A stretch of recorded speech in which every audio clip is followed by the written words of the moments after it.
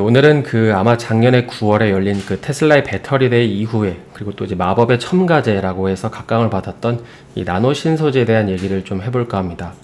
사실 이제 2차 전지 섹터를 좀 공부해 보신 분들이라면 나노 신소재 이꼴 CNT 도전제를 모르시는 분은 거의 없으시죠? 그래서 이제 그때를 기점으로 현재 주가가 쭉 빠지다가 이제 근 1년 만에 다시금 좀 제자리로 돌아오면서, 이제 만약에 앞서 언급한 이벤트 때 좀 진입을 하셨던 분들이라면 거의 1년 동안 이 해당 종목을 보유하면서 마음고생이 좀 심하지 않으셨나 싶긴 합니다. 일전에 이제 현재 CNT 도전제가 직면해 있는 어려움이 뭔지, 이제 그럼에도 이 CNT 도전제가 실리콘 음극재 시장이 개화했을 때 필연적으로 사용될 수밖에 없는 이유들에 대해서 좀 다룬 영상들이 몇 개 있는데요. 근데 한편으로 이제 가외로 저도 이 기업에 대해서 꽤나 스터디를 많이 했었는데, 이를테면 이제 관련 논문도 찾아보고, 또 국내 정부 기관들이랑 이제 어디까지 기술 진척이 됐는지 이런 이제 리서치를 하면서 스터디를 한 적이 있었습니다. 그리고 이제 스터디를 하면서 내린 결론은 지금이야 이제 내년부터 이 실리콘 음극재가 좀 본격적으로 양산되는 이슈도 있고, 그래서 이런 기대감이 현재 주가를 좀 끌어올리는 데 주요한 부분으로 작용하고 있지만, 이제 올해가 양극재였다면, 그리고 이제 내년에 만약에 음극재가 각광받는 시장이 조성이 된다면 어쩌면 나노 신소재도 이제 그 안에서 메인 플레이어가 될 수 있지 않을까 싶습니다. 그리고 또 이제 그 이유는 단연 CNT 도전제 같은 경우에는 이제 산업적인 측면에서 봤을 때에도 꽤나 해자가 높은 물질이라고 생각을 하기 때문입니다. 그래서 오늘 이 시간에는 이 나노 신소재와 관련된 최신 이슈들을 좀 간단히 살펴보고, 주담 통화나 탐방 자료들을 통해서 생각해 볼 수 있는 몇 가지 점들을 좀 간단히 고려를 해 보겠습니다. 일단 이제 나노 신소재라는 기업 같은 경우에는 2차 전지 사업만 하는 건 아니잖아요. 근데 이제 이 시간에는 특별히 이제 2차 전지 부분만 좀 고려를 해 보겠습니다.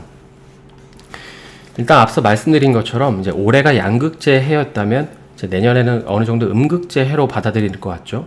왜냐하면 이제 그 저변에는 이 내년부터 음극재, 특히 이제 실리콘 음극재 양산이 가능하다는 논리가 깔려 있기 때문입니다.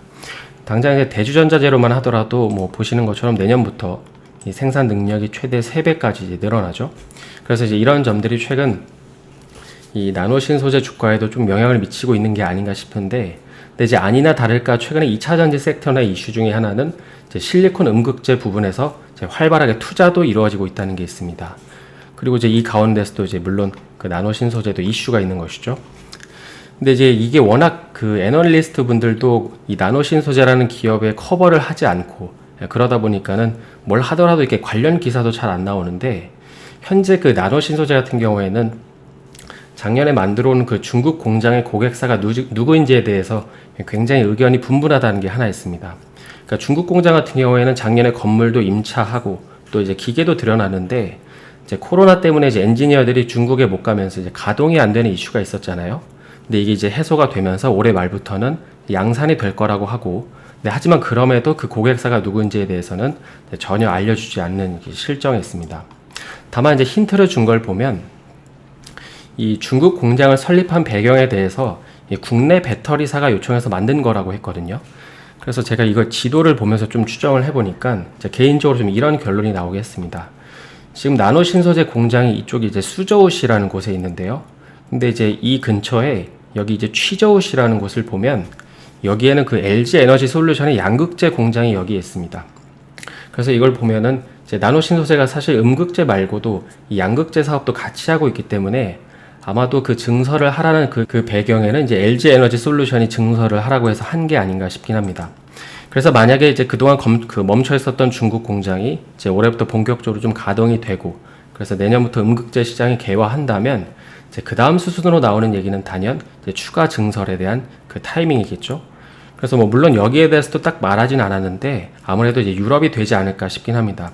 왜냐하면 현재 삼성 SDI도 하반기부터 생산하는 2차 전지 같은 경우에 이 음극재 실리콘 함량을 최대로 높이는 이슈가 있고, 그리고 또 이제 LG 에너지 솔루션도 작년부터 이 음극재 실리콘을 첨가해서 이제 유럽의 완성체 업체들의 이제 기업 공급을 좀 하고 있기 때문입니다. 그리고 그 다음으로 생각해 볼 점은 이제 수요가 많다 보니까는 당연히 이제 CNT 판매 단가에 대해서도 좀 생각을 해볼 수 있겠죠. 일반적으로 이 현재 CNT 1kg의 단가는 이제 업계에서 한 10불, 그러니까 $10 정도로 알려져 있습니다. 근데 이게 작년보다 이제 오른 가격이라고 하는데요. 물론 이제 이쪽 업계 같은 경우에는 한번 계약을 할 때 좀 장기적으로 하는 계약이 그 경향이 있기 때문에 이제 탄력적으로 가격이 오를 때마다 반영하기는 어렵겠지만은, 그런데 이제 이런 상황에서 시장이 갑자기 커지면 이건 다른 문제잖아요.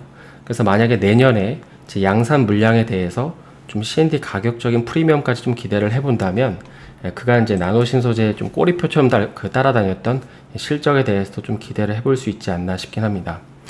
그리고 이제 다음으로 또 살펴볼 점은, 이 최근에 나노 신소재 같은 경우에는 R&D 개발에 엄청나게 열을 올리고 있다고 해요.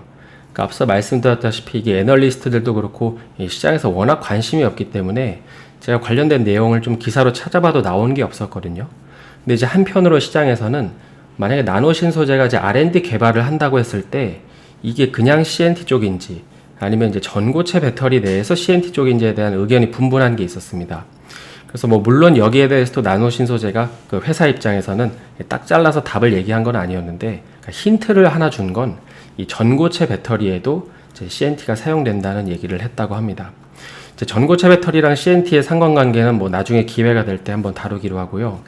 그래서 현재 같은 경우에는 몇몇 업체들이랑 이렇게 장기 프로젝트를 좀 하고 있다고 하는데, 이제 나노 신소재 같은 경우에는 음극재만 하는 게 아니라 이제 양극재도 같이 하다 보니까, 그러니까 양쪽 모두 커버가 가능하다는 부면으로 어필을 하면 조금 더 메리트가 있지 않을까 싶긴 합니다.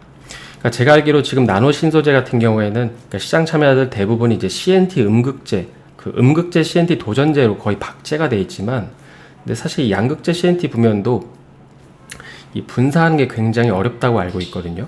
그래서 뭐 이렇게 진입을 많이 하긴 하지만 꽤나 이게 어려워서 시장 참여자들이 뭔가 이제 시장으로 넘어오는 과정에서 애를 먹고 있다고 알고 있는데, 그래서 이러한 격차를 좀 벌리면서 내년에 이제 음극재 CNT 도전장 시장이 개화하는 상태에서 이제 2023년, 2024년 정도에 이제 양극이랑 음극 모두 이제 커버 가능한 기술력을 보유하게 되면 이제 고객사 입장에서는 좀 전고체까지 고려를 해봤을 때 충분히 매력적인 옵션이 되지 않을까 싶긴 합니다. 그리고 이제 마지막으로 좀 본인들이 판단했을 때, 이건 이제 본인들이 판단한 내용인데요. 이 시장이 이제 본격적으로 개화하는 거는 2023년이라고 했거든요. 그래서 이제 가시적인 계획, 그러니까 본인들의 계획에 따르면 내년 정도에 현재 2,000톤, 그리고 이제 중국의 4,000톤, 그리고 또 이번에 추가로 이제 중국의 2,000톤까지 해서 이제 나노 신소재 같은 경우는 총 8,000톤의 캐파를 가지고 있는데, 여기에 이제 더 늘려서 추가로 이제 증설할 계획이 있다고 합니다.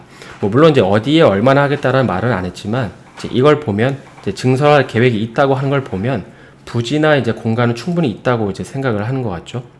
그래서 이제 정리를 해보면 나노 신소재 같은 경우에 이제 조만간 플레이를 할 판이 마련이 됐고, 이제 중요한 건 시장이 본격적으로 좀 개화했을 때 그 시장에서의 수요가 어느 정도 되는지, 그래서 그 수요에 따라서 이제 앞서 말씀드린 이제 증설에 대한 이 타임 테이블이 좀 결정되지 않을까 싶긴 합니다. 그리고 이제 주가 측면에서 보면 만약에 이제 나노 신소재 본인들이 얘기한 것처럼 2023년이 의미 있는 매출 원년의 해라고 했을 때는 이제 그 전부터 주가는 좀 탄력적으로 움직이겠죠. 그리고 이제 그 가운데서 좀 본인들이 잘하고 있는 이 기술적인 해자 격차를 좀 늘려가는 가운데 이 경쟁사들이 좀 못 올라오는 구도가 되면 조금 더 긍정적인 회로를 그려볼 수 있지 않을까 싶긴 합니다. 그래서 마지막으로 이제 이 현재 나노 신소재 같은 경우에는 이건 이제 뭐 들어보신 분들도 계시겠지만 캐즘 이론이라는 건데, 여기 보시면은 이 죽음의 계곡을 좀 뚫고 살아남은 몇 안 되는 기업이 아닌가 싶긴 합니다. 그래서 지금은 약간 요 이제 구간에 좀 이 목도에 있지 않을까 싶긴 한데요. 그래서 오늘은 그 최근 핫한 나노 신소재에 대해서 최신 이슈들을 좀 간단히 살펴봤는데요.